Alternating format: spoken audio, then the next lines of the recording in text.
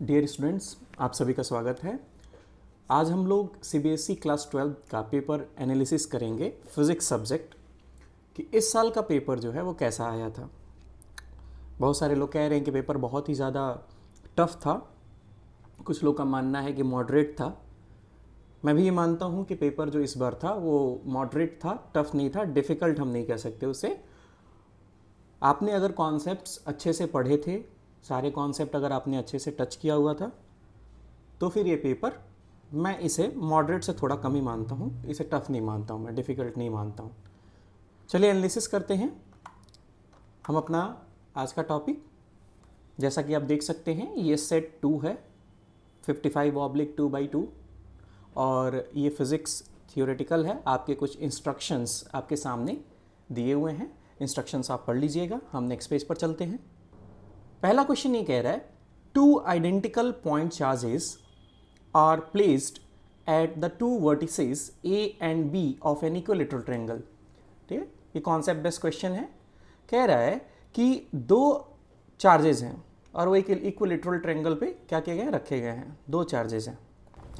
अब ये 2 चार्जेस जो हैं वो एक इक्विलैटरल ट्रायंगल के 2 किनारों पर रखे गए हैं। ये पॉइंट A मान लीजिए, दूसरा पॉइंट आप B मान लीजिए, और एक तीसरा पॉइंट C है। यहाँ पर एक कह रहा है कि हॉलो स्फेयर हमने रख दिया है।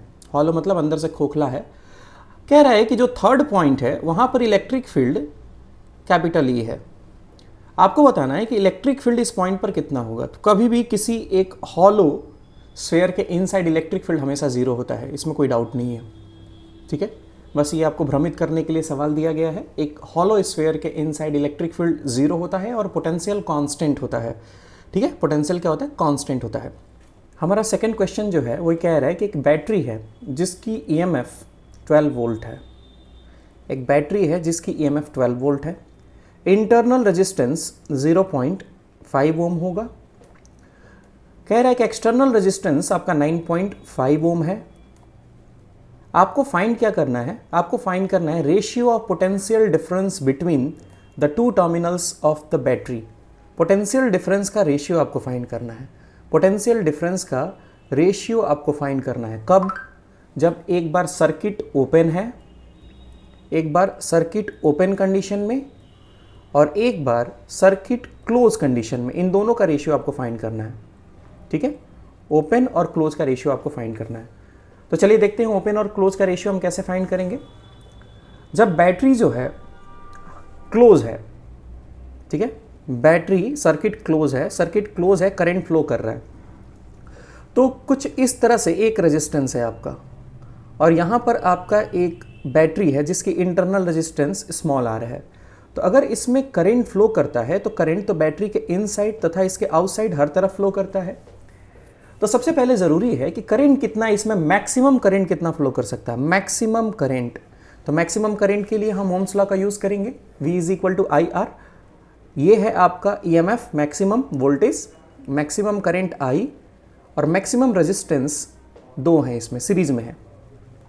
तो यहाँ से अगर आप I की वैल्यू अगर आप निकालते हो तो हमारा EMF 12 वोल्ट का दिया हुआ है और जो रेजिस्टेंस है तुम्हारा, दोनों को जोड़ दें 9.5 और 5 का, तो आएगा 1.2 एम्पियर। तो 1.2 एम्पियर का यहाँ पर जो है मैक्सिमम करंट फ्लो करेगा। अब मैक्सिमम करंट अगर तुम्हारा 1.2 का अगर फ्लो करेगा तो पोटेंशियल ड्रॉप जो है बैटरी के इनसाइड कितना होगा। अगर करंट बैटरी के अंदर फ्लो करे तो कितना पोटेंशियल ड्रॉप होगा। तो सबसे पहले हम निकालेंगे पोटेंशियल ड्रॉप इनसाइड बैटरी। फिर से ओम्स लॉ लगाएंगे, V = IR, इंटरनल रेजिस्टेंस है स्मॉल r, करंट कितना है बाहर 1.2 और इंटरनल रेजिस्टेंस कितना है तुम्हारा, हमने इंटरनल रेजिस्टेंस यहाँ पर देखा कि गिवन है। तो ये आ जाएगा आपका 0.6 वोल्ट का ड्रॉप होगा आपका बैटरी के इनसाइड। अगर वोल्टेज बैटरी के इनसाइड 0.6 अगर ड्रॉप हो जाता है तो आउटसाइड कितना है, आउटसाइड है आपका 12 में से 0.6 को अगर आप घटा दें तो ये आ जाएगा 11.4। अब 11.4 यानी 11.4 वोल्ट जो है वो आपका क्या है, आउटसाइड, एंड ऑन टोटल है तुम्हारा 12 वोल्ट। अब यही तुम्हारा क्या है, रेशियो, इसी का फाइंड करना है तुम्हें, इसी का रेशियो फाइंड करना है। तो इसका रेशियो अगर हम निकालते हैं तो रेशियो देखो, रेशियो निकालोगे तो ये आ जाएगा 12 वोल्ट डिवाइडेड बाई 11.4 वोल्ट, जो कि आ जाएगा 1.05। ठीक है, रेशियो इसका 1.05, A number option is correct. Next question देखते हैं जरा। द अल्टरनेटिंग करेंट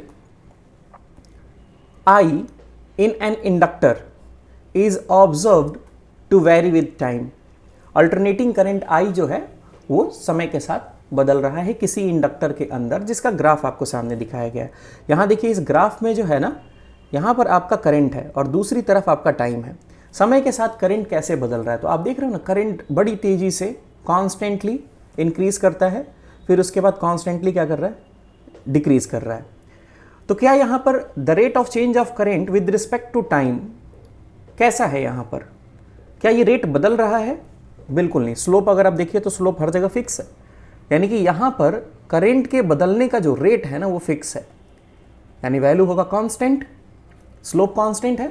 तो अगर स्लोप कांस्टेंट है इस ग्राफ के अनुसार, तो वोल्टेज और टाइम का ग्राफ अगर देखा जाए तो वोल्टेज और टाइम का ग्राफ में कांस्टेंट वोल्टेज सिर्फ यहाँ मिल रहा है और फिर निगेटिव में नीचे की तरफ मिल रहा है। बाकी हर जगह वोल्टेज वेरिएबल है। देखो यहाँ वेरिएबल वोल्टेज बढ़ रहा है, यहाँ पर भी वोल्टेज बढ़ घट रहा है, यहाँ पर भी वोल्टेज बढ़ घट रहा है। कांस्टेंट का सिर्फ यही कंडीशन है। तो सी नंबर ऑप्शन के साथ हम जाएंगे। Question number 4। क्वेश्चन नंबर 4 ये कह रहा है कि डायमैग्नेटिक सब्सटेंस को अगर एक एक करके पहले नॉर्थ पोल और साउथ पोल के पास लेके आते हैं बार मैग्नेट के, तो क्या होगा? देखो डायमैग्नेटिक का नेचर क्या होता है, रिपल्सिव, फीबल मैग्नेटाइज होके क्या करता है, एक्सटर्नल फील्ड को रिपल करता है। तो ये south as well as north दोनों को रिपल करेगा। पैरा में ऐसा नहीं होता, ठीक है, फेरो में ऐसा नहीं होता, लेकिन डाया अपोजिट एक्ट करता है। क्वेश्चन नंबर 5 देखते हैं। कह रहे हैं कि दो लॉन्ग सोलेनॉइड हैं, रेडियस R1 और R2 का, जिसमें रेडियस R2 ज़्यादा है, R2 बड़ा है। तो बड़े वाले के अंदर ऑब्वियसली छोटे वाले को अगर हमको रखना होगा तो रखेंगे कोएक्सियली। तो हमने एक सोलेनॉइड के इनसाइड, ये एक बड़ा वाला सोलेनॉइड है, इस बड़े वाले सोलेनॉइड के इनसाइड हमने क्या कर दिया, छोटे वाले सोलेनॉइड को हमने क्या कर दिया, रख दिया। तो रखने के बाद फिर क्या होगा, म्यूचुअल इंडक्शन, सेल्फ इंडक्शन तो होगा ही छोटे वाले में, प्लस म्यूचुअल इंडक्शन भी होगा। अगर दोनों का हम एरिया की बात करें तो एरिया सेम नहीं है, रेडियस सेम नहीं है, तो फिर एरिया सेम नहीं है। तो इसका एरिया A1 और इसका रेडियस एरिया आप क्या ले लो, A2 ले लो। क्या क्वेश्चन में कहा है कि सेम एरिया है? ये देखेंगे जरूर। क्वेश्चन कह रहा है कि the number of turns per unit length is N1 and N2। एक में नंबर ऑफ टर्न्स N1 है और दूसरे में नंबर ऑफ टर्न्स आपका N2 है। ओके, कोएक्सियली रैप किया जाता है एक के ऊपर दूसरे को। कह रहा है कि ratio of self induction of inner solenoid to their mutual induction is. Self induction और म्यूचुअल इंडक्शन का रेशियो क्या होगा? ठीक है, सेल्फ इंडक्शन और म्यूचुअल इंडक्शन का क्या होगा, आपका रेशियो क्या होगा, ये क्वेश्चन में आपसे पूछ रहा है। तो सेल्फ इंडक्शन, फर्स्ट का सेल्फ इंडक्शन के लिए ये फॉर्मूला आप यूज करेंगे, L is equal to mu naught N1 square A by मतलब A1 बाई L। लेंथ दोनों की सेम है, आप यहाँ लिखोगे mu naught N1 square, area जो होती है वो होगा तुम्हारा पाई R1 स्क्वायर, ठीक है, बाई L। म्यूचुअल इंडक्शन का फॉर्मूला जैसा कि सामने लिखा हुआ है वो है म्यू नॉट N1 N2 पाई, उसके बाद R1 स्क्वायर अपॉन L। ये क्वेश्चन है आपका, ठीक है। अब इस क्वेश्चन को अगर हम इन दोनों का रेशियो अगर निकालते हैं, L बाई M अगर आप करेंगे तो L बाई M के कंडीशन में आपका आ जाएगा mu naught N1 square into pi R1 square upon mu naught, L से L कैंसिल होगा, ओके, N1 N2 पाई R1 स्क्वायर। ये कैंसिल करा दो। कैंसिल कराने के बाद आप जरा देखो, ये एक N1 कटेगा, एक N1 बचेगा, म्यू नॉट से म्यू नॉट कट जाएगा, तो बचा क्या फिर आपका N1 बाई N2।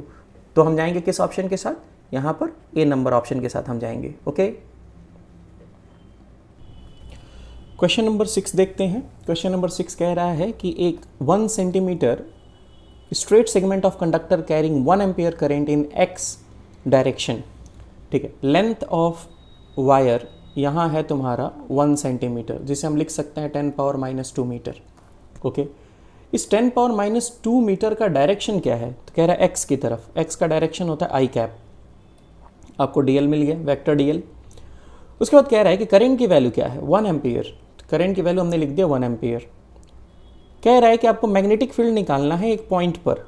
इस पॉइंट आर की वैल्यू है 1,1, 1 मतलब आई कैप प्लस जे कैप प्लस के कैप, बट के की वैल्यू क्या है, 0 है ना, के कैप तो दिया नहीं है, तो इस के कैप को आप हटा दीजिए, कोई दिक्कत नहीं है, ठीक है। मतलब हम लिख सकते हैं आई कैप प्लस जे कैप। अब करना कुछ नहीं है, बस हमें यहाँ पर मैग्नेटिक फील्ड के लिए लॉ लगाना है, ठीक है। D B is equal to I D L sine theta upon R square, ये फार्मूला होता है। बट अगर इसे वेक्टर फॉर्म में अगर आप लिखते हो तो ये क्या हो जाएगा, K R vector R cross D L, okay, upon R cube, ठीक है। ये आपका हो जाता है, ओके। तो अब हम इसको करेंगे क्या कि बस अपना वैल्यू पुट करना है। के की वैल्यू 10⁻⁷ होती है, करंट की वैल्यू 1 है, और आर की जगह पर आप यहाँ पर देख सकते हो, आर की जगह पर आई कैप और जे कैप है, और डी एल की जगह पर आपका है 10⁻⁻² के कैप। तो अगर आप इसको मल्टीप्लाई करते हो तो उस कंडीशन में सिर्फ आपको मिलेगा 10⁻⁻² के कैप डिवाइडेड बाई इन दोनों के बीच की डिस्टेंस। अच्छा एक पॉइंट ज़रा देखो, अगर ये एक्स एक्सिस का पॉइंट यहाँ पर 1,1 है तो ये एंगल कितना बनेगा 45, बराबर है दोनों की तरफ। तो ये 1 है और ये 1 है, तो हाइपोटेनस कितना होगा √2, ये √2 आर की वैल्यू है, तो नीचे आप क्या करो √2 का क्यूब कर दो, ठीक है। ये सॉल्व करने पर आपको आ जाएगा 10 × 10⁻⁻10 अपॉन 2 × √2, ये आ जाएगा 5, जो कि आपका आंसर होगा। चलो मिला लेते हैं, 5/√2 10⁻⁻10 के कैप, ये आंसर आपका सही है, बिल्कुल सही जवाब। इसके बाद क्वेश्चन नंबर हम नेक्स्ट अपना देखते हैं। नेक्स्ट क्वेश्चन है क्वेश्चन नंबर 7। कह रहा है कि a coil of an AC generator having 100 turns and area 0.1 metre square, number of turns is 100, AC generator का कॉइल है। उसके बाद कह रहा है कि उसका एरिया जो है वो है 0.1 मीटर स्क्वायर। कह रहा है ये रोटेट करता है half a rotation per second.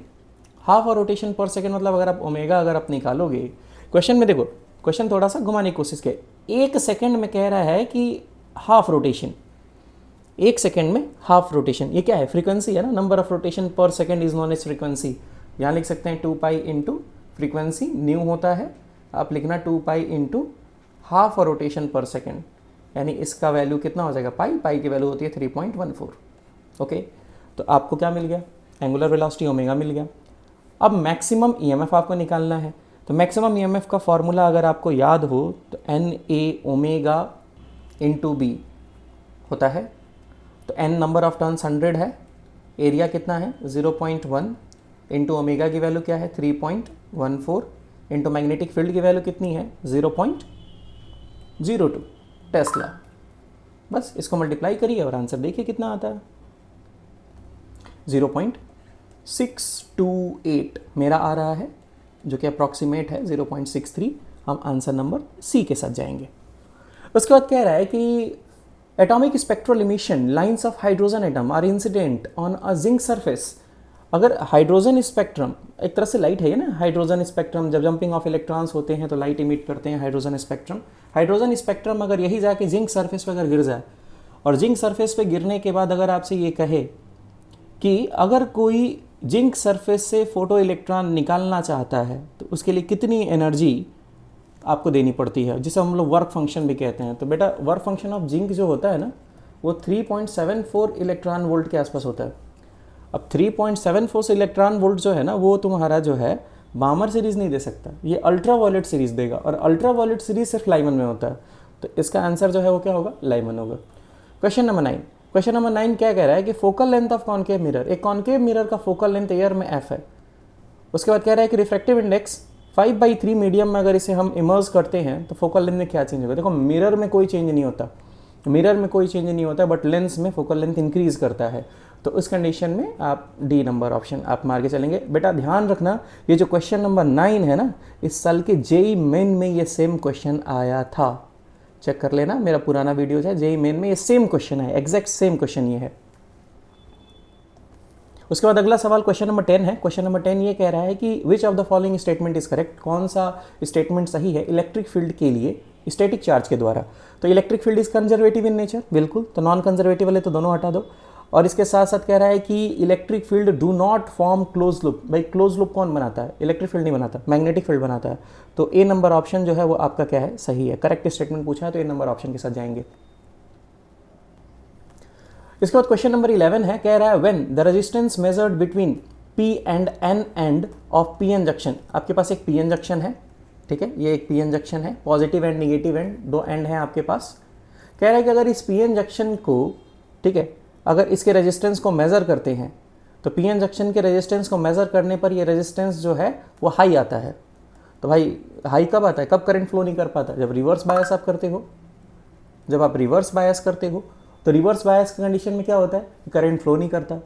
तो करंट फ्लो नहीं करता तो उस कंडीशन में ये किसकी तरह काम करेगा, रजिस्टर की तरह, इंडक्टर की तरह, कैपेसिटर की तरह, स्विच की तरह। तो कैपेसिटर क्यों, क्योंकि स्टेडी करंट वैल्यू में कैपेसिटर करंट को पूरी तरह से ब्लॉक कर देता है डीसी में, तो ये करंट को जाने नहीं देगा। उस कंडीशन में वेरी हाई रेजिस्टेंस ऑफर होगा, तो रिवर्स वाला कंडीशन मैच कर रहा है कैपेसिटर से। अब इसी पे एक बेस्ड क्वेश्चन जस्ट इसके आगे मैंने देखा, सेम बेस्ड क्वेश्चन है, बस थोड़ा सा दिमाग लगाते। हाँ, लोगों ने कहा कि वो आईआईटी का क्वेश्चन है, 2001 का है। आईआईटी 2001 का क्वेश्चन है, रिसेंट आईआईटी का क्वेश्चन नहीं है। तो उतने पुराने क्वेश्चंस आ सकते हैं सीबीएसई में, ऐसा नहीं है, वो अब सीबीएसई के लेवल का ही क्वेश्चन है। क्वेश्चन नंबर 12 देखते हैं। कह रहा है कि the energy of an electron in an hydrogen atom in ground state is -13.6 electron volt. कह रहा है ग्राउंड स्टेट में जो हाइड्रोजन एटम की जो एनर्जी है ना वो -13.6 इलेक्ट्रॉन वोल्ट है। कह रहा है it's energy in an orbiting corresponding to quantum number n is, तो n क्वांटम नंबर में एनर्जी जो है आपकी -0.544 इलेक्ट्रॉन वोल्ट है। अब आपसे पूछ रहा है कि ये n क्वांटम नंबर है क्या, कौन सा नंबर हम इसके साथ जाएंगे। तो ये बेसिकली बहुत ही आसान एक फॉर्मूला है 13.6/n² का। आप यहाँ से n² is equal to 13.6 energy करो, 0.544, आप इसे कटाओ, 25 आएगा, इसका स्क्वायर 5 आएगा, तो ये आंसर आपका 5 नंबर है। देखिए कितने इजी क्वेश्चंस है, मतलब इतना हल्ला हो चुका है कि पेपर बहुत टफ है, बहुत टफ है, और एकदम स्ट्रेट फॉरवर्ड जो सबसे पहला फॉर्मूला होता है ना चैप्टर का, वो दे रखा है एक नंबर में। आगे देखते हैं आगे का क्या लेवल है, लेकिन अभी तो बहुत आसान लग रहा है। फॉर क्वेश्चंस 13 to 16, ये reasoning and assertion type question है, 13 से लेकर 16 तक। देखते हैं 13 नंबर सवाल। कह रहा है out of infrared and radio wave, infrared और रेडियो वेव में the radio wave shows more diffraction effect, radio wave ज़्यादा डिफ्रैक्शन इफेक्ट शो करता है। तो इसके लिए तो आप ये इक्वेशन ही देख लेते तो काफ़ी था कि डिफ्रैक्शन में d sin theta will be equal to n lambda. Sine theta ये आपको बताता है डिफ्रैक्शन एंगल, तो डिफ्रैक्शन ज़्यादा होगा या कम होगा, भाई लैम्डा के साथ करेस्पॉन्ड करे तो लैम्डा तो ऊपर है ना, यानी कि अगर लैम्डा ज़्यादा होगा, वेवलेंथ ज़्यादा होगा तो डिफ्रैक्शन ज़्यादा होगा, अगर लैम्डा कम होगा तो डिफ्रैक्शन कम होगा। तो वेवलेंथ ज़्यादा किसका होता है, रेडियो वेव का वेवलेंथ ज़्यादा होता है, इंफ्रारेड का नहीं होता। तो ये स्टेटमेंट तो बिल्कुल सही है कि इंफ्रारेड और रेडियो वेव में रेडियो वेव ज़्यादा डिफ्रैक्शन शो करेगा, बिल्कुल रेडियो वेव ज़्यादा डिफ्रैक्शन शो करेगा। कह रहे radio wave higher frequency than infrared waves, कह रहे रेडियो वेव्स की फ्रीक्वेंसी ज़्यादा होती है। अरे वेवलेंथ ज़्यादा होगा तो फ्रीक्वेंसी कम होगी ना, ये तो गलत स्टेटमेंट है। तो बस एक ऑप्शन ए नंबर सही है, ऐसा ऑप्शन। कह रहा है in an ideal step down transformer the electrical energy is not lost. Step down transformer में इलेक्ट्रिकल एनर्जी लॉस नहीं करता है, आइडियल है तो ऑब्वियसली आइडियल नाम इसीलिए पड़ा है सभ्य। In a step down transformer voltage decreases but the current increases, बिल्कुल सही है, voltage decreases but current increases. तो यहां पर हम दोनों ऑप्शन सही मानेंगे, ठीक है, दोनों सही हैं। अब अगर आप इसका स्टेटमेंट अगर आप जानना चाहें कि ऐसा क्यों होता है, पावर यहां पर आप देखिए, अगर हम पावर का फॉर्मूला यूज़ करें, पावर चेंज नहीं होना चाहिए, तो वो VI होता है, ठीक, वोल्टेज इंटू करेंट। अब अगर आप वोल्टेज को बढ़ा दें या वोल्टेज को अगर आप घटा दें, क्योंकि स्टेप डाउन में हम क्या करते हैं, वोल्टेज को घटाते हैं, तो वोल्टेज को घटाएंगे तो भाई करंट को बढ़ाना पड़ेगा ना, ताकि पावर में कोई चेंज ना हो, ठीक है। तो जब भी वोल्टेज को डिक्रीज आप करते हैं तो करंट इंक्रीज होता है। ये दोनों ऑप्शन हम सही लेके चलेंगे, इसके साथ हम ए को मानेंगे, ओके। कह रहे हैं कि in Bohr model of hydrogen atom the angular momentum of an electron in nth orbit, ठीक है, nth orbit is proportional to the square root of its orbit radius Rn। Square root, अरे angular momentum का formula तो mvr होता है, कहाँ है square root इसमें, गलत।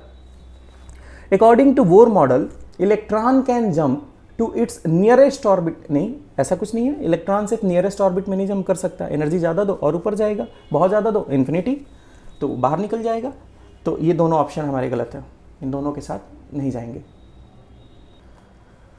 60 number question, in a semiconductor diode the thickness of depletion region is not fixed. बिल्कुल सही जवाब। डिप्लेशन रीजन फिक्स नहीं होता, इसकी विड्थ जो होती है ना, थिकनेस होती है, वो फिक्स नहीं होती। क्यों? रिवर्स और फॉरवर्ड बायस पर डिपेंड करता है। ठीक है, कभी थिकनेस बढ़ती है और थिकनेस घटती है। तो सही जवाब कह रहा है thickness of depletion layer in a semiconductor device depends upon many factors such as biasing. बिल्कुल, रीजन भी एकदम सही दिया है, क्यों फिक्स नहीं होता। तो ये दोनों सही हैं और करेक्ट एक्सप्लेनेशन भी है। क्वेश्चन नंबर 17 कह रहा है the threshold voltage of a silicon diode is 0.7 volt.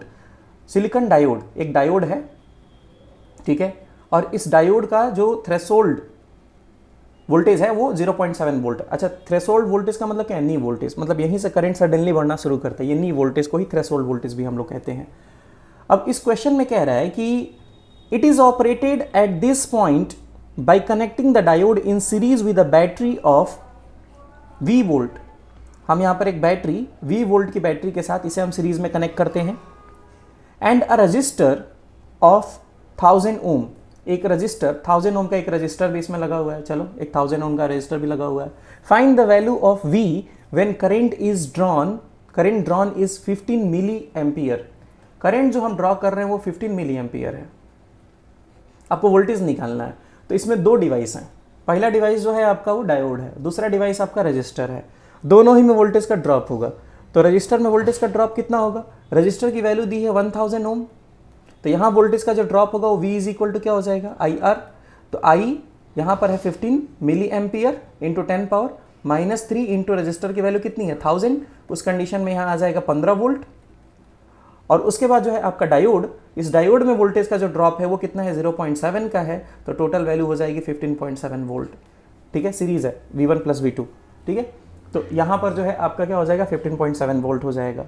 Very good.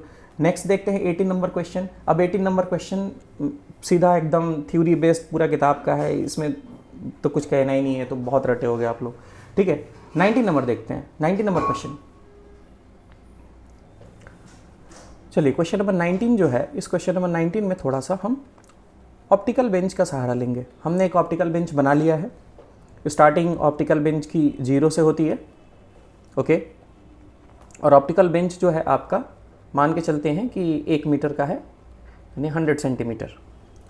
इसमें पहला जो लेंस है वो 50 सेंटीमीटर पे है, दूसरा जो लेंस है वो 70 सेंटीमीटर पे है। दोनों का फोकल लेंथ 10 है। तो इसका फोकल लेंथ कुछ यहाँ पर 40 सेंटीमीटर पे फोकल लेंथ होगा, ओके, दोनों तरफ। और इसका भी फोकल लेंथ, चूंकि इन दोनों के बीच का गैप 20 का है, तो हाफ 10 आएगा। तो यहाँ पर ये जो बीच वाली जो वैल्यू है इसे आप 60 सेंटीमीटर कहिए और आगे 70। ठीक है, ऑब्जेक्ट को रखा है हमने 20 सेंटीमीटर पे। यहाँ पे ऑब्जेक्ट को हमने रखा है 20 पे। ऑब्जेक्ट को 20 पे रखा, पहले लेंस का फोकल लेंथ 40 पे है, लेंस खुद 50 पर है, 60 पर दूसरे लेंस का फोकल लेंथ है, और उसके बाद जो है तुम्हारा 70 पर खुद दूसरा स्वयं लेंस है। ये हमें देखना है। इस क्वेश्चन में पहले इंडिपेंडेंटली लेंस 1 को आप लेके चलिए। लेंस 1, लेंस फॉर्मूला क्या होता है कि 1/f is equal to 1/v minus 1/u। Okay, अब हमें इमेज डिस्टेंस निकालना है कि पहले लेंस पर अगर ऑब्जेक्ट से इमेज अगर बनती है तो वो कहाँ बनेगी, यानी आपको v निकालना है। u आपका दिया गया है, u आपका दिया गया है 20 सेंटीमीटर पे। तो 20 सेंटीमीटर पर ऑब्जेक्ट रखा है, तो क्या 20 रख दोगे? नहीं, आप डिस्टेंस कभी भी पोल से काउंट करते हो, यहाँ से, ठीक है, सेंटर से। तो सेंटर से काउंट करोगे तो पीछे की तरफ 30 सेंटीमीटर की दूरी पर ऑब्जेक्ट है आपका, -30 सेंटीमीटर। अब 30 सेंटीमीटर की दूरी पर अगर आपका ऑब्जेक्ट है तो हम यहाँ रखते हैं 1/v माइनस 1/30, माइनस रखेंगे तो प्लस हो जाएगा।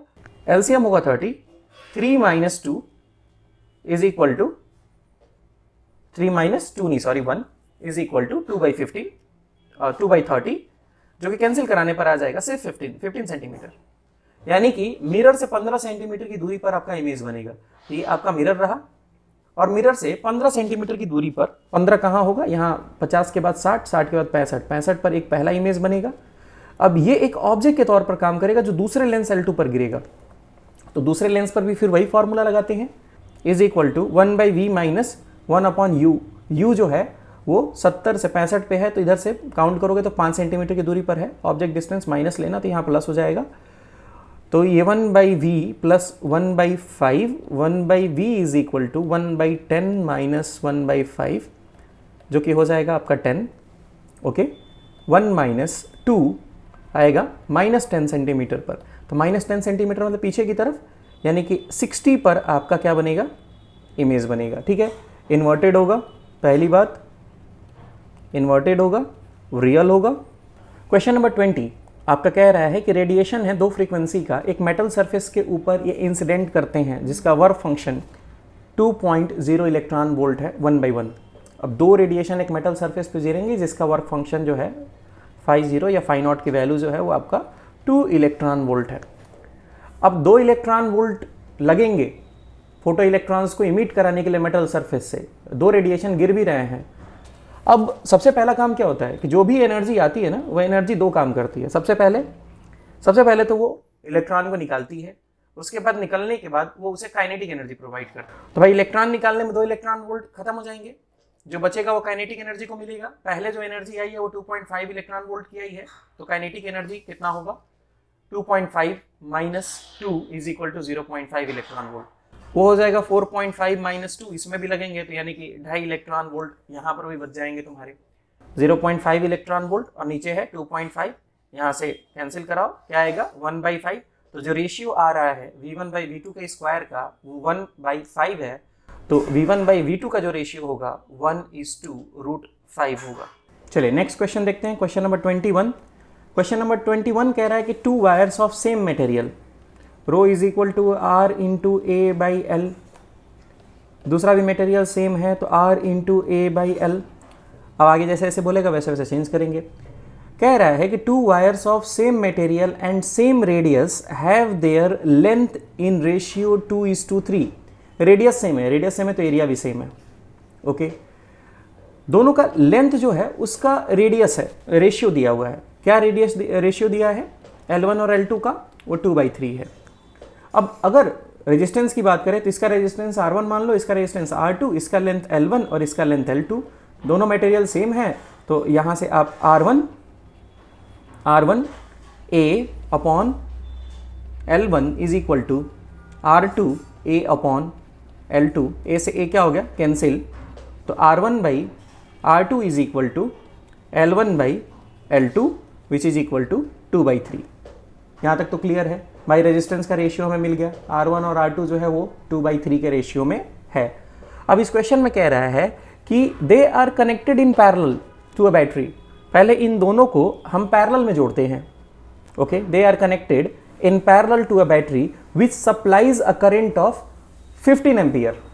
इन दोनों रेजिस्टेंसेस को पैरेलल में जोड़ने पर ये 15 एम्पियर की करंट सप्लाई करता है। तो कैसे पैरेलल में जोड़ते हैं, देखो पहला एक ऐसे ऊपर और एक दूसरा एक नीचे, ऐसे हमने पैरेलल में जोड़ दिया बैटरी की मदद से, और इसमें करंट जो फ्लो कर रहा है वो 15 एम्पियर का करंट फ्लो कर रहा है। तो भाई करंट तो पैरेलल में क्या होता है, डिवाइड होता है, बट वोल्टेज क्या रहता है, सेम रहता है। अब पैरेलल में हम यहाँ पर करने का बहुत अच्छा तरीका क्या है कि एक हम लोग टर्म यूज करते हैं, R1/R2 is equal to L1/L2 is equal to I2/I1। ऐसे कर लो, ऐसे कर लोगे ना तो आपको इजिली आपको मिल जाएगा आंसर, ठीक है। तो ये क्वेश्चन को फॉरवर्ड करते हैं आगे, चलो। अब आप बोलेंगे कि इक्वेशन मैंने कैसे लिख दिया, तो चलिए दिखाते हैं इक्वेशन ये कैसे आएगा। बस जो इंपॉर्टेंट टर्म है हमने वो निकाल लिया है, R1 और R2 का रेशियो। चलिए तो देखिए पैरेलल में क्या होता है कि वोल्टेज सेम रहता है, तो V is equal to IR का फॉर्मूला अगर हम यूज़ करते हैं तो करंट ऊपर अगर I1 गया तो रेजिस्टेंस R1 है, V is equal to I2R2। यहाँ भी वोल्टेज सेम है, पैरेलल में वोल्टेज हमेशा सेम रहता है, करंट ओनली डिवाइड करता है, ठीक है। इन दोनों को अगर आप रिलेट कर देते हो तो I1R1 is equal to I2R2। उस कंडीशन में I1/I2 अगर आप करोगे तो R2/R1 होगा, और R2/R1 जो है वो L2/L1 के बराबर है, जिसकी वैल्यू कितनी है, 3/2 है। तो भाई करेंट, दोनों करंट का रेशियो आ रहा है 3:2। अच्छा टोटल 15 एम्पियर का करंट है, 3 गुना 1 में और 2 गुना 1 में, यानी 9 एम्पियर 1 में, और आप ये रेशियो का क्वेश्चन है, आप इसको कर सकते हैं 6 एम्पियर 1 में, तभी ना बटेगा 3 गुना और 2 गुना का, टोटल आने पर 15 आना चाहिए, क्योंकि पैरेलल में दोनों करंट जुड़ते हैं। तो यहाँ पर एक में 9 एम्पियर का करंट जाएगा और एक में 6 एम्पियर का करंट जाएगा। बहुत ईजी क्वेश्चन था ये, थोड़ा सा दिमाग चलाना था बस। तो चलिए क्वेश्चन देखते हैं अपना, वो क्वेश्चन जो लोग कह रहे हैं कि बहुत ही ज़्यादा टफ है, IIT का नाम दिया जा रहा है इसको, ठीक है IIT का क्वेश्चन है, मानता हूँ मैं, लेकिन 2001 का है, ठीक है, 2001 का है। अब ज़रा इस क्वेश्चन को देखते हैं। इस क्वेश्चन में साफ तौर पर बोला है कि इसके अंदर स्टेडी करंट फ्लो हो रहा है, स्टेडी स्टेट। स्टेडी स्टेट इसका मतलब डीसी स्टेट में क्या होगा कि ये कैपेसिटर जब पूरी तरह से चार्ज हो जाएगा तो इस आर्म के अंदर करंट की सप्लाई रुक जाएगी। ठीक है, तो फिर बचा क्या हमारा, एक V वोल्ट की बैटरी, एक रजिस्टर R का, इसके साथ आपका है 2 वोल्ट की एक बैटरी और एक है आपका 2R का रजिस्टर, और इन दोनों को हमने क्या कर दिया, जोड़ दिया आपस में। चलिए अब डायरेक्शन थोड़ा सा करंट का एज्यूम कर लेते हैं। ये बड़ी वाली बैटरी 2 वोल्ट की बैटरी से सपोज करो कि आई अमाउंट ऑफ करंट निकल रहा है बाहर की तरफ, तो यहाँ से करंट बाहर की तरफ निकला। अब एक लूप बना लीजिएगा अंदर, ऐसे लूप, ये लूप बनाना थोड़ा सा ठीक रहता है। ओके, हमने लूप बना लिया।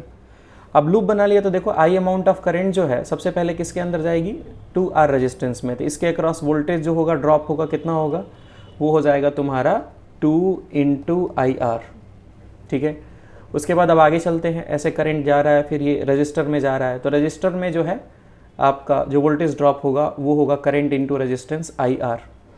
अब ज़रा देखो यहाँ पर आपका बैटरी का पॉजिटिव टर्मिनल पहले पड़ रहा है, तो कभी भी बैटरी का पॉजिटिव टर्मिनल अगर पड़ता है ना तो उसे माइनस लेते हैं, निगेटिव, और बैटरी का निगेटिव टर्मिनल जब पहले पड़ता है ना तो उसे पॉजिटिव लेते हैं। ले लिया हमने, तो ये हो जाएगा आपका V = 3IR। अब यहाँ से आप I निकाल लो करंट, तो वो कितना हो जाएगा, I = V/3R। यहाँ से आपको करंट मिल गया। ठीक है, अब यहाँ से जो आपका करंट मिला है हम इसका यूज़ करेंगे आगे।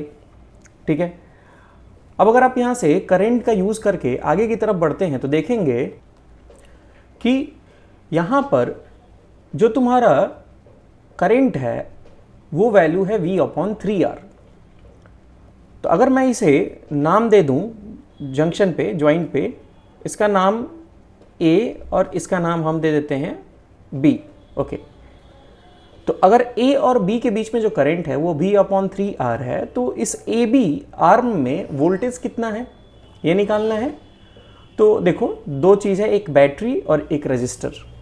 तो अगर आप टोटल वोल्टेज निकालते हो VAB इस आर्म का, तो वो होगा V प्लस रजिस्टेंस के अक्रॉस जो वोल्टेज होगा वो IR से निकलता है। I की value V/3R into R, R से R हो जाएगा कैंसिल, तो ये आ जाएगा आपका 4V/3। ठीक है, आर्म में जो आपका वोल्टेज मिला वो कितना मिला है, 4V/3। अब चूंकि ये पैरेलल है तो इस आर्म में भी आपका 4V/3 होगा, टोटल 4V/3। तो इसमें एक है तुम्हारा बैटरी और एक है वोल्टेज अक्रॉस कैपेसिटर, तो voltage across capacitor will be equal to 4V/3 minus V, जो आ जाएगा V/3। बस हो गया, इतना ही था इसमें और कुछ नहीं था। ओके, क्वेश्चन नंबर 22 जो आपका है कि बहुत ही सिंपल सा क्वेश्चन है, बुक का क्वेश्चन है, थ्योरी है। कह रहा है define resistivity of a conductor, एक कंडक्टर की रेजिस्टिविटी डिफाइन करना है। इसका टेम्परेचर डिपेंडेंस आपको बताना है। टेम्परेचर डिपेंडेंस रेजिस्टिविटी का फॉर्मूला अगर आपको याद हो तो वो क्या होता है, ρT = ρ0 1 + अल्फा डेल्टा T, ये फार्मूला लगता है। ओके, तो टेम्परेचर डिपेंडेंस आपको एक्सप्लेन करना है, प्लस इसमें आपको कह रहा है कि एक प्लॉट जो है ग्राफ का बनाना है, एक ग्राफ प्लॉट करना है रेजिस्टिविटी ऑफ कॉपर का। 0 डिग्री पर भी इसका कुछ रेजिस्टेंस होता है, और ये कुछ ऐसा ग्राफ NCERT में आपका बनाया हुआ है, NCERT का क्वेश्चन है। ठीक है, ये ग्राफ हमने प्लॉट कर दिया।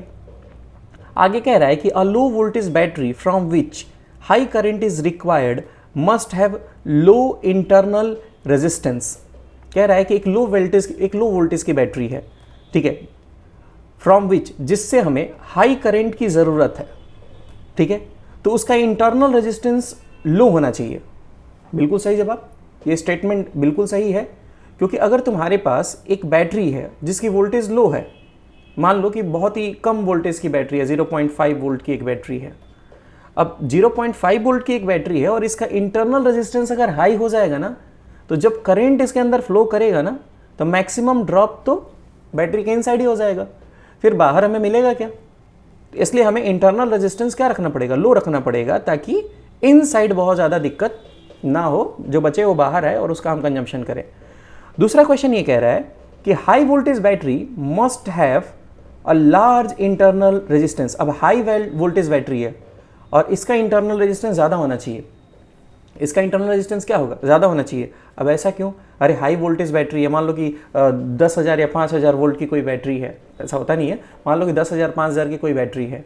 अब अगर आप यहाँ पर बाहर में अगर कोई एक रजिस्टर आप जोड़ देते हो और जैसे ही आप करंट फ्लो कराओगे तो बड़ी तेज़ी से large amount of current flow करेगा, इतनी ज़्यादा अमाउंट ऑफ करंट फ्लो करेगा ना कि सर्किट ब्रेक कर जाएगा।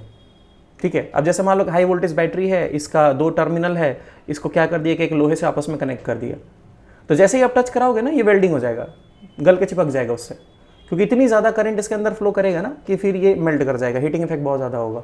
अब उस कंडीशन में इंटरनल रेजिस्टेंस अगर हाई कर दी जाए तो उस कंडीशन में large amount of current flow नहीं होगा, क्योंकि करंट क्या करेगा, करंट का विरोध करेगा इंटरनल रेजिस्टेंस, तो स्मॉल अमाउंट में करंट फ्लो करेगा, तब सुटेबल होगा हमारे लिए।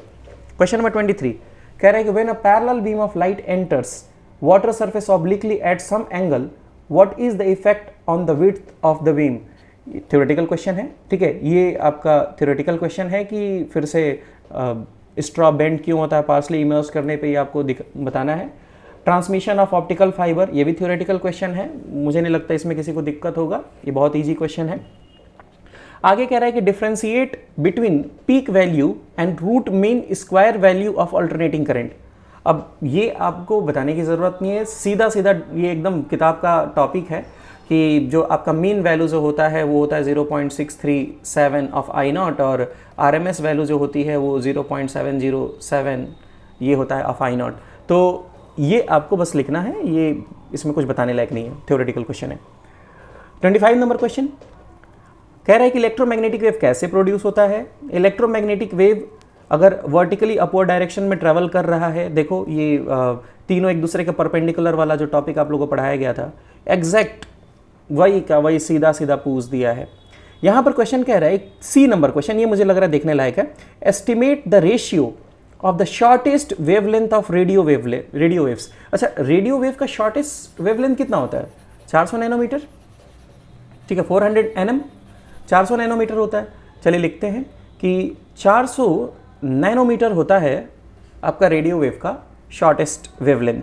इसे हम कैसे लिख सकते हैं, 4 इंटू नैनो मतलब 10⁻⁹ ना, तो ये 10⁻⁷ हो जाएगा। ओके, इसका रेशियो निकालना है किसके साथ, लॉन्गेस्ट वेवलेंथ ऑफ गामा। अब गामा तो भाई 10⁻⁻10 पे चलता है, तो अब यहाँ पर इन दोनों का रेशियो, अगर ये थोड़ा सा आप इग्नोर कर दें, ठीक है, क्योंकि हमें ऑर्डर निकालना है, एस्टिमेट करना है बस, 10⁻⁷/10⁻10 अगर आप करते हैं तो उस कंडीशन में आप ज़रा देखेंगे कि जो इन दोनों के बीच का जो रेशियो है वो है 1/10⁻³ जो कि हो जाएगा अपॉन 1। 1000 और 1 का रेशियो है, 1000 गुना। चलिए हम अपना नेक्स्ट क्वेश्चन देखते हैं, question number 26। Question number 26 velocity filter का टॉपिक है। अब ऑल्दो वेलोसिटी फिल्टर तो सिलेबस में नहीं था, बट आया है, कोई दिक्कत नहीं है, कर सकते हैं।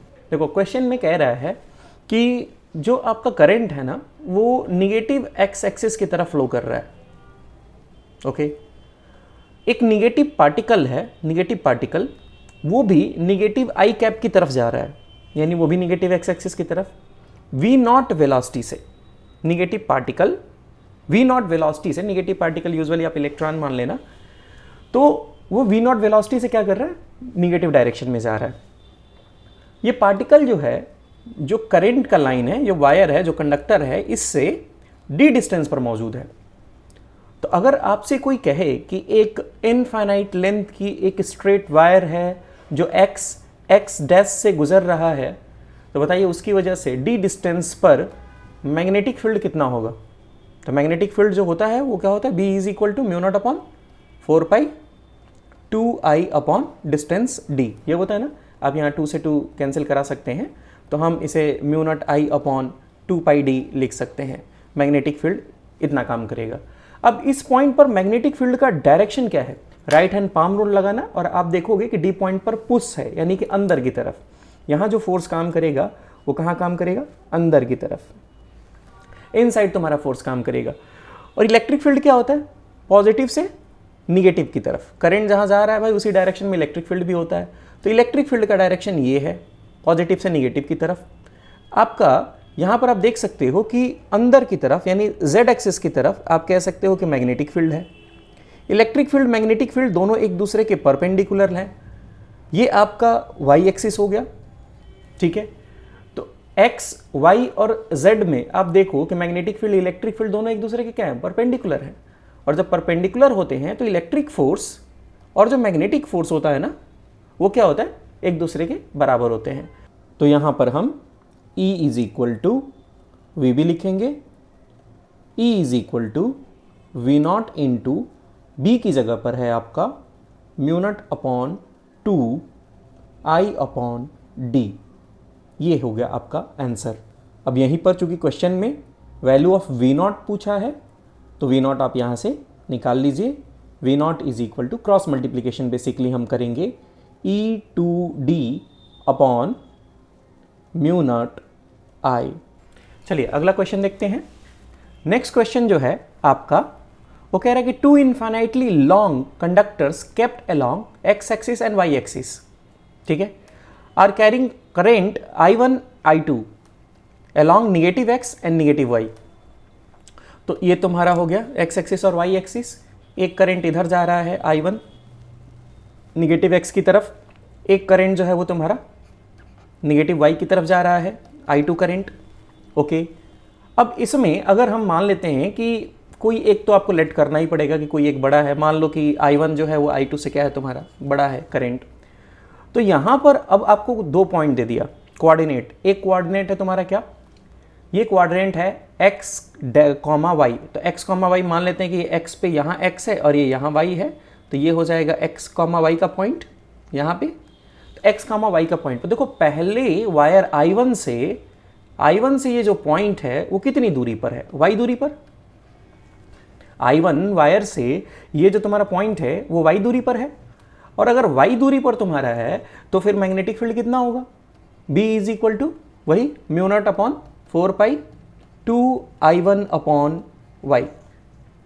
अगर यहीं पर ये परपेंडिकुलर जो वायर है नीचे की तरफ, इससे कितनी दूरी पर है, x दूरी पर, तो जो सेकंड मैग्नेटिक फील्ड होगा वो कितना होगा, म्यू नॉट अपॉन 4 पाई, ये कह सकते हो 2I2 upon x।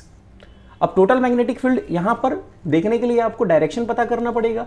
Right hand palm rule अगर लगाते हो, करंट अगर एक्सिस की तरफ है तो पुश अंदर की तरफ है, और अगर यही करंट अगर आप नीचे की तरफ लगाते हो तो पुश बाहर की तरफ है, दोनों विपरीत दिशा है, ठीक है। I1 इसे अंदर की तरफ पुश करेगा, I2 इसे बाहर की तरफ पुश करेगा। स्ट्रांग कौन है, I1, तो हम I1 में से I2 को क्या करेंगे, घटाएंगे। तो जो फाइनल मैग्नेटिक फील्ड होगा वो B1 minus B2 mu naught upon 4 पाई, अब दोनों में से कॉमन कर लेना, 2 भी है वो भी कॉमन कर लेना, आप कहोगे I1 upon y minus I2 upon x। This is your answer. ये भी बहुत ईजी था। क्वेश्चन नंबर 27 देखते हैं। क्वेश्चन नंबर 27 ये कह रहा है कि what are majority and minority carrier charge carriers in extrinsic semiconductor. ये थ्योरेटिकल बेस्ड क्वेश्चन है, ठीक है। इसमें एक ग्राफ दिया गया है, इस ग्राफ में आपसे कह रहा है कि डायनेमिक रेजिस्टेंस आप निकालिए। डायनेमिक रेजिस्टेंस, भाई साहब डायनेमिक रेजिस्टेंस क्या होता है, वो रेजिस्टेंस जो फिक्स नहीं होती, वो रेजिस्टेंस जो बदलती है, ठीक है। ओम्स लॉ को फॉलो नहीं करता। अब ओम्स लॉ को फॉलो नहीं करता तो भाई रेजिस्टेंस क्या होता है, चेंज होता है। तो रेजिस्टेंस चेंज होता है तो हम किन्हीं दो बिंदुओं के बीच का रेजिस्टेंस हम निकाल सकते हैं, या किसी एक पॉइंट पर निकाल सकते हैं, जैसे स्लोप के कंडीशन में हम लोग करते हैं। तो यहां पर आपसे पूछा है -0.6 वोल्ट पे, यहां है -0.6।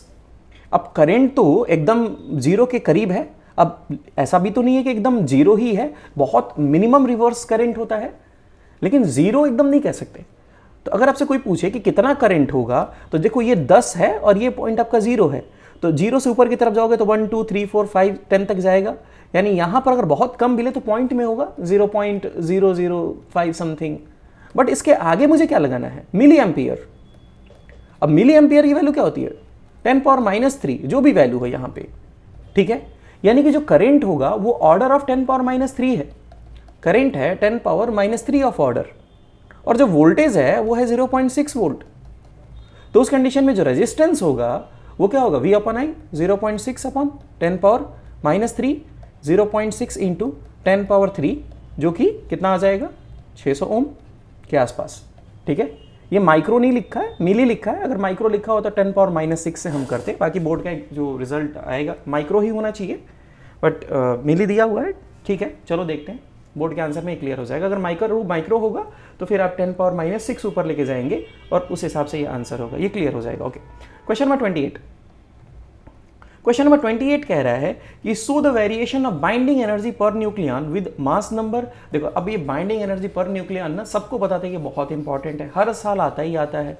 पढ़ाने के दौरान सबको बताया गया था कि बाइंडिंग एनर्जी पर न्यूक्लियन से एक थ्योरी आनी ही आनी है, तो मुझे लगता है कि ये आपका मिस नहीं होना चाहिए किसी भी कीमत पर। इसमें आगे कहते हैं, कह रहे हैं कि 2 nuclei of lower binding energy per nucleon form a nuclei with more binding energy per nucleon. 2 चीज जोड़ रहे हैं तो भाई क्या है, फ्यूजन है, न्यूक्लियर फ्यूजन है, फिजन नहीं है। कह रहा है कि total mass of nuclei increases. भाई अगर लाइट बाइंडिंग एनर्जी वाले, जैसे मान लो H11 अगर ये 2 आपस में जोड़ देते हो तो H24 या बढ़ता ही है, कम तो होता नहीं है, तो आप यहाँ पर ऑप्शन दोगे इंक्रीज। ओके, ये इंक्रीज होगा। अब जरा देखो थर्ड नंबर, इसका थर्ड कह रहा है कि does the process require energy और प्रोड्यूस एनर्जी। 2 न्यूक्लियाई को जोड़ने के लिए क्या एनर्जी की ज़रूरत है या ये एनर्जी प्रोड्यूस करता है। तो देखो सबसे पहले किसी भी 2 न्यूक्लियस को आपस में जोड़ने के लिए, फ्यूज़न कराने के लिए भाई मुझे एनर्जी देनी पड़ेगी, ठीक है। पहले हम फिजन कराते हैं, उसे निकलने वाली एनर्जी को हम क्या करते हैं, यूज़ करते हैं, और यूज़ के जब ये 2 आपस में जुड़ते हैं तो जुड़ने के बाद बहुत ही large amount of energy produce होती है। तो स्टार्ट में आपको एनर्जी की रिक्वायरमेंट होती है और बाद में ये खुद एनर्जी प्रोड्यूस करता है बहुत ज़्यादा। तो आप मेरे हिसाब से प्रोड्यूस एनर्जी के साथ आप जाइएगा। ये एनर्जी प्रोड्यूस करता है, फिजन हो या फ्यूजन हो, दोनों एनर्जी प्रोड्यूस करते हैं। प्रोसेस कराने के लिए एनर्जी की रिक्वायरमेंट होती है, लेकिन एक बार प्रोसेस हो जाए तो ये बहुत ही large amount of energy produce करती है। चलिए नेक्स्ट जल्दी से क्वेश्चन देख लेते हैं। कह रहा है कि एक फोटॉन की अगर वेवलेंथ को डबल कर दी जाए तो उसके वेव नंबर और उसके फ्रीक्वेंसी पर क्या असर पड़ेगा। अगर किसी फोटॉन की वेवलेंथ को डबल कर दी जाए, सबसे पहले तो अगर इसकी वेवलेंथ को अगर आप डबल कर देते हो तो जो एनर्जी होती है ना वो हाफ हो जाती है। पहले तो एनर्जी हाफ हो जाती है। उसके बाद कह रहा है वेव नंबर। वेव नंबर क्या होता है कि कितने वेव होते हैं 1 मीटर में, तो 1/λ फॉर्मूला होता है। तो अगर आप इसकी वेवलेंथ को डबल कर दोगे तो भाई वेव नंबर भी आधी हो जाएगी, ठीक है। वेव नंबर भी क्या हो जाएगी, आधी हो जाएगी। रही बात फ्रीक्वेंसी की, तो फ्रीक्वेंसी का फॉर्मूला क्या होता है, new is equal to c/λ। अगर आप इसकी वेवलेंथ को डबल कर देंगे तो भाई साहब फ्रीक्वेंसी भी हाफ हो जाएगी। तो उस ऑप्शन में मैं बी के साथ जाना चाहूँगा, दोनों हाफ हाफ हो जाएगा, ठीक है। उसके बाद क्वेश्चन नंबर 4 है, कह रहा है कि द मोमेंटम ऑफ फोटॉन, एक फोटॉन की जो मोमेंटम है वो इतना है। कह रहा है कि रिलेटिविस्टिक इफेक्ट को अगर इग्नोर किया जाए तो वेवलेंथ कितना होगा फोटॉन का। बहुत ईजी क्वेश्चन है, एकदम फार्मूला बेस्ड क्वेश्चन है। देखिए कैसे करेंगे इसको। तो हम यहाँ पर फॉर्मूला क्या जानते हैं, lambda is equal to h/mv। आप यहाँ से h/p मोमेंटम गिवन है, लैम्डा आपको निकालना है, प्लैंक कांस्टेंट आपको याद होगा, बस इतना ही करना था, इसमें कुछ नहीं करना है। क्वेश्चन नंबर 30 देखते हैं। चलिए क्वेश्चन नंबर 30 देखते हैं। क्वेश्चन नंबर 30 जो है इसमें कह रहा है कि the electric field between the plates of parallel plate capacitor is E, ठीक है। E है आपका electric field, okay, parallel plate capacitor के बीच में। कह रहा है कि now the separation between the plates is doubled. अगर इनके बीच की सेपरेशन को डबल कर दिया जाए, ठीक है, and simultaneously the applied voltage difference between the plates is reduce to half. 2 चीज़ है, वोल्टेज को हाफ किया और इनके बीच की सेपरेशन को डबल किया। तो भाई इन तीनों के बीच में रिलेशन क्या होता है, V is equal to ED, यही होता है। पहले पोटेंशियल, अब पोटेंशियल क्या कर दिया, आधा कर दिया, ओके, और डिस्टेंस इनका डबल कर दिया। तो अब इलेक्ट्रिक फील्ड कितना हो जाएगा जी, V/D इंटू 4, 1/4 टाइम्स। तो C नंबर ऑप्शन करेक्ट है। उसी तरह से सेकंड नंबर क्वेश्चन देखिए इसका। कह रहा है कि a constant electric field is to be maintain between the 2 plates of capacitor. कह रहा है इलेक्ट्रिक फील्ड नहीं बदलने देंगे, ओके, ठीक है, इलेक्ट्रिक फील्ड नहीं बदलने देंगे, ओके।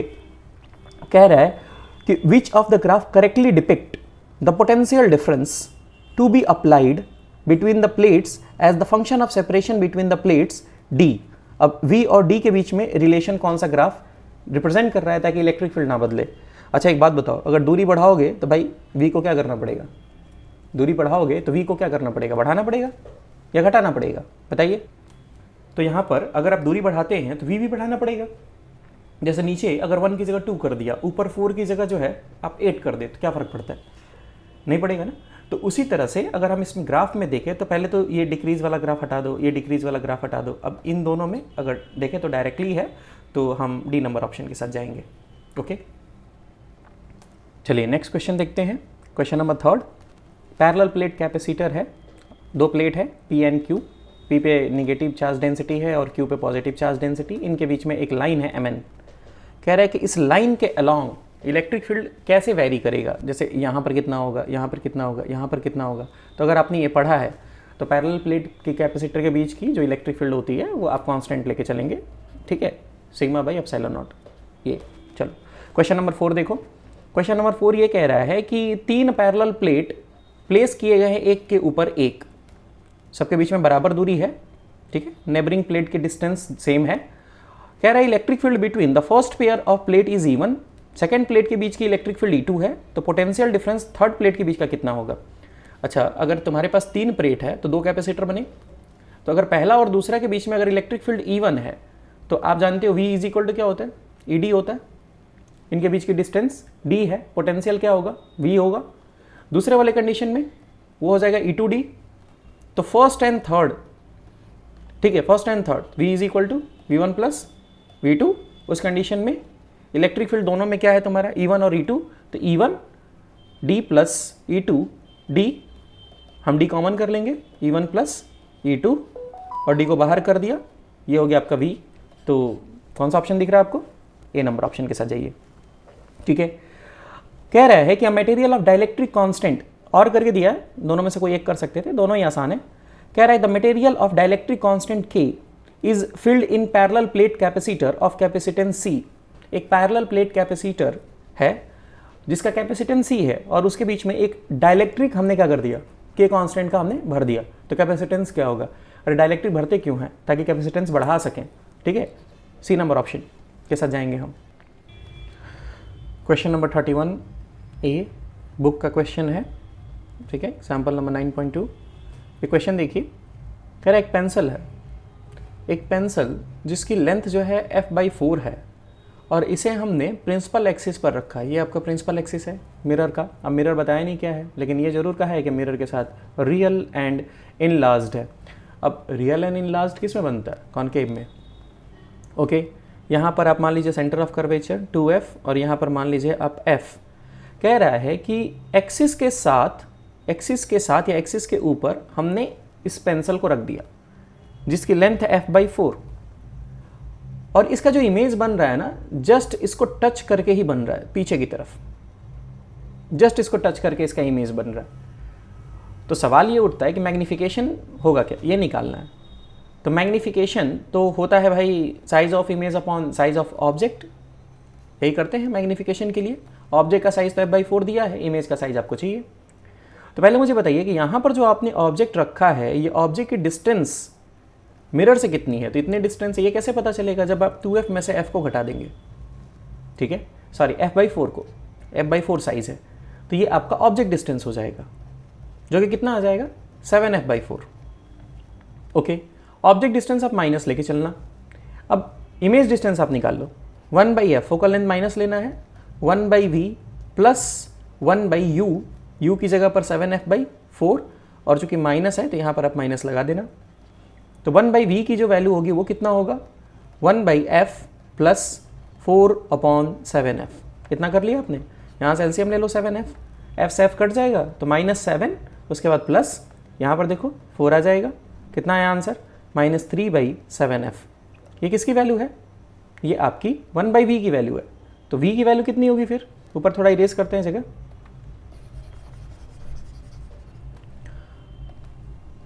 तो v की वैल्यू जो होगी वो हो जाएगी आपकी 7f/3, ओके। अब माइनस क्यों आ रहा है आप समझ रहे हो, क्योंकि बोल रहा है रियल है, सेम साइड बनने वाला है, ओके। अब यहाँ पर हमको करना क्या है कि ये जो v डिस्टेंस है, ठीक है ना, डिस्टेंस है, साइज नहीं है। तो साइज के लिए क्या करेंगे, अगर 2f पे बन रहा था 2f पे, और 2f के पीछे यहाँ पर जो है आपका ये इमेज है, इसकी डिस्टेंस दिया है 7f/3, तो यहाँ तक तो सेंटर ऑफ कर्वेचर ही है, मतलब इसको घटाना पड़ेगा। तो आप घटाओगे तो कितना आएगा, 7f/3 - 2f, इतना आ जाएगा तुम्हारा 6f, तो f/3। ये तुम्हारा हो गया साइज ऑफ इमेज। अब जब साइज ऑफ इमेज आपको मिल गया तो भाई मैग्नीफिकेशन निकाल लेंगे। मैग्नीफिकेशन बहुत आसान है, मैग्नीफिकेशन इमेज की साइज़ को डिवाइड कर देना है ऑब्जेक्ट की साइज़ से। तो m = f/3 / f/4, f से f कैंसिल 4/3 मैग्नीफिकेशन आएगा। This is your answer. हाँ, ये क्वेश्चन थोड़ा सा आपको लगेगा थोड़ा ठीक है, अच्छे लेवल का क्वेश्चन है, कोई दिक्कत नहीं है। बाकी ये सेकंड नंबर क्वेश्चन तो सीधा एकदम फॉर्मूला बेस्ड है, प्रिज्म आपने पढ़ा है तो आप इसको कर सकते हो। चलिए बी नंबर क्वेश्चन देखते हैं। Light consisting of two wavelength 600 nanometre and 480 nanometre is used to obtain interference fringes in a double slit experiment. Double slit experiment में दो लाइट का यूज़ किया जाता है, ठीक है, दो वेवलेंथ का, एक 600 नैनोमीटर का और एक 480 नैनोमीटर का। इंटरफेरेंस पाने के लिए डबल स्लिट एक्सपेरिमेंट में कह रहा था screen is placed 1 metre away from slit. Slit से 1 मीटर की दूरी पर आपका स्क्रीन है, ठीक है, और यहाँ पर 1 नैनोमीटर का आपका स्लिट जो है उनके बीच की दूरी है, यानी कि स्मॉल डी की वैल्यू जो है वो 1 नैनोमीटर, ओके, और आपका जो कैपिटल डी है उसकी वैल्यू है आपकी 1 मीटर। ये दो चीज़ आपको दिया हुआ है, ठीक है। अब आगे देखते हैं, आगे कह रहा है calculate the distance of third bright fringe on the screen from the central maximum for wavelength 600 nanometre. 600 nanometre का जो वेवलेंथ है उससे तीसरा जो ब्राइट फ्रिंज बनेगा ना सेंट्रल मैक्सिमा से, उसकी दूरी तय करनी है। तो उसकी दूरी तय करनी है, सीधा फॉर्मूला बेस्ड क्वेश्चन है। देखो फॉर्मूला क्या है, पोजीशन ऑफ डार्क फ्रिंजेस और ब्राइट फ्रिंजेस का जो फॉर्मूला है अगर आप याद करें तो x is equal to N lambda d/d, ये पोजीशन ऑफ ब्राइट फ्रिंजेस है, और डार्क फ्रिंजेस जो है उसके लिए जो फॉर्मूला यूज़ करते हैं वो यूज़ करते हैं 2n-1, ओके, λ/2 कैपिटल d/d। तो हम ब्राइट फ्रिंज की बात कर रहे हैं, वो भी तीसरा ब्राइट फ्रिंज, तो ये हो जाएगा 3। लैम्डा की वैल्यू जो है आपका 600 नैनोमीटर, ठीक है, 600 इंटू 10⁻⁹ इंटू डिस्टेंस है 1 मीटर, ओके, और स्लिट के बीच की जो डिस्टेंस है वो है 1 नैनोमीटर जो कि 10⁻⁹ होगा। ये कैंसिल आउट करा दो, ठीक है, ये हो जाएगा 1800 मीटर, ओके, ठीक है। अब ठीक है, ये 1800 ये जो नैनोमीटर है ये बहुत लंबी दूरी होती है, तो ठीक है, जो क्वेश्चन दिया है हम उसी के अनुसार सॉल्व करेंगे, अपना दिमाग नहीं लगाएंगे, ठीक है। आगे देखते हैं, जो पूछा है हमने वो बताया है बस। क्वेश्चन नंबर 2 देखते हैं। Find the least distance from central maximum where the bright fringe is due to both of the wavelength coincide. Least distance from the central maximum where the bright fringe is due to both the wavelength coincide.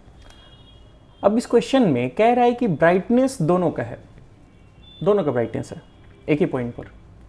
अब दोनों का brightness कौन से ऐसी point है जिस पे दोनों का ब्राइटनेस होगा। अगर हम फर्स्ट की पोजीशन निकालें तो वो होता है n लेमडा d/d, n1 λ1 इसको कह दीजिए, और जो सेकंड का पोजीशन है वो है n2 λ2 d/d, और दोनों का ब्राइटनेस है इसी पॉइंट पर। तो n1 λ1 d/d is equal to n2 λ2 d/d, cancel करा दिया।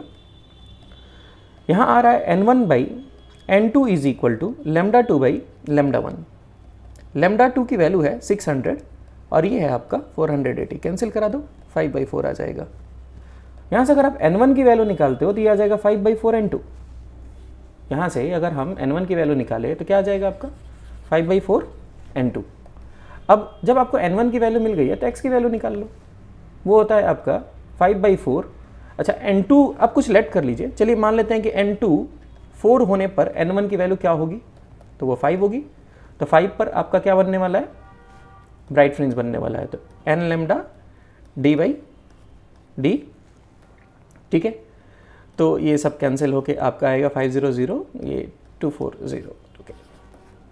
यहाँ पर दोनों के मैच करने वाले हैं, ठीक है। ये भी क्वेश्चन अच्छा था, ये मैं मान सकता हूँ, ये क्वेश्चन ठीक था। अब यहाँ पर 33 नंबर क्वेश्चन जो है आप देख लीजिए, ये सब थ्योरी बेस्ड क्वेश्चंस हैं, सीधे बुक से हैं, इसमें कुछ उतना आपको नहीं समझना है, ठीक है। अब जरा ये देखते हैं क्वेश्चन नंबर, कह रहा है draw the variation of intensity with angle of diffraction in single slit diffraction pattern, write the expression for the value of angle corresponding to zero intensity location. Zero intensity location पर आपको क्या लिखना है, equation लिखना है zero intensity वाले location का। अब जो फर्स्ट क्वेश्चन है कि इंटेंसिटी कैसे वेरी करती है डिफ्रैक्शन एंगल के साथ, एंगल ऑफ डिफ्रैक्शन के साथ, उसका ग्राफ जो बनाना है वो तो बहुत आसान है, वो तो ये रहा, ठीक है, आपको करना क्या है कि यहाँ पर सेंट्रल मैक्सिमा, उसके बाद ये धीरे धीरे इंटेंसिटी घटती जाएगी दोनों तरफ, ये एक कर सकते हैं आप। ठीक है, लैम्डा बाई ए पे आपका मिनिमा मिलेगा। दूसरा क्वेश्चन इसी में आपसे पूछ रहा है कि intensity of zero location, zero intensity location मतलब मिनिमा का लोकेशन। तो डिफ्रैक्शन में जो मिनिमा का लोकेशन होता है उसका जो फॉर्मूला होता है वो क्या होता है आपका, वो आप लिख सकते हैं कि sine theta is equal to lambda upon A. ठीक है, अगर साइन थीटा बहुत ज़्यादा छोटा है तो थीटा एन भी हम इसे डिनोट करते हैं एन लैम्डा अपॉन ए, एन लैम्डा ए अपॉन ए, ये हम फॉर्मूला यूज़ करते हैं। ये मिनिमा के लिए। और मैक्सिमा के लिए, मैक्सिमा के लिए कौन सा फॉर्मूला यूज़ करते हैं इसे में याद कर लीजिए। तो मैक्सिमा के लिए जो फॉर्मूला यूज़ करते हैं हम लोग वो है theta N is equal to 2n+1 in the bracket lambda by 2a। तो बस यही एक्सप्रेशन आपको प्रूफ करने को बोला था, जो कि बुक का टॉपिक है, बहुत ही इजीली आप कर सकते थे। ठीक है, पार्ट डिफरेंस के क्वेश्चन से आप याद होगा BD पार्ट डिफरेंस था जिसे हम लोग ये साइन थीटा मान के इसको सॉल्व कर रहे थे। ठीक है, तो वहाँ से हम इजीली इसको कर सकते हैं, एकदम थ्योरी है। ओके, 32 का A का 1 कह रहा है कि एक स्मॉल कंडक्टिंग स्फेयर है। ठीक है, इसके ऊपर कुछ चार्ज है, प्रोबेबली मान लीजिए Q चार्ज है, और इसके चारों तरफ एक स्फेरिकल शेल से इसे बंद कर दिया जाता है, ढक दिया जाता है। जो अंदर का स्फेयर है ए स्फेयर, उसके ऊपर पोटेंशियल V है। तो पोटेंशियल का फॉर्मूला क्या होता है, V is equal to 1/4 pi epsilon naught Q upon radius क्या है, R है, ये फार्मूला होता है। चार्ज निकाल लो, 4 पाई एप्सिलॉन नॉट R रेडियस की बॉडी है, पोटेंशियल से मल्टीप्लाई करेंगे तो आपको चार्ज मिल जाएगा। अब होगा क्या कि अगर ये पॉजिटिव चार्ज है तो अंदर एक निगेटिव चार्ज उतना इक्वल एंड अपोजिट यहाँ पे इंड्यूस हो जाएगा, -Q। तो बाहर साइड में आपका +Q इंड्यूस हो जाएगा, बाहर साइड में आपका +Q इंड्यूस हो जाएगा। तो होगा क्या कि जैसे ही आप इन दोनों को आपस में जोड़ देंगे ना, ये प्लस माइनस आपस में एक दूसरे को न्यूट्रलाइज कर देंगे, लेकिन ये बाहर वाला चार्ज आपका रह जाएगा। तो बाहर जो पोटेंशियल है, पोटेंशियल ऑफ B जो पॉइंट है, वो पोटेंशियल कितना हो जाएगा, 1/4, आउटर स्फेयर पे मैं बात कर रहा हूँ, 1/4 pi epsilon naught Q upon यहाँ पर कैपिटल R रेडियस है। ओके, चार्ज की वैल्यू हमने निकाला है, चार्ज की वैल्यू हम क्या निकालेंगे, 1/4 पाई एप्सिलॉन नॉट, Q की जगह पर लिखिए 4/4 पाई epsilon not small r into V upon capital R, ये कैंसिल आउट हो जाएगा, small r by capital R into V, answer.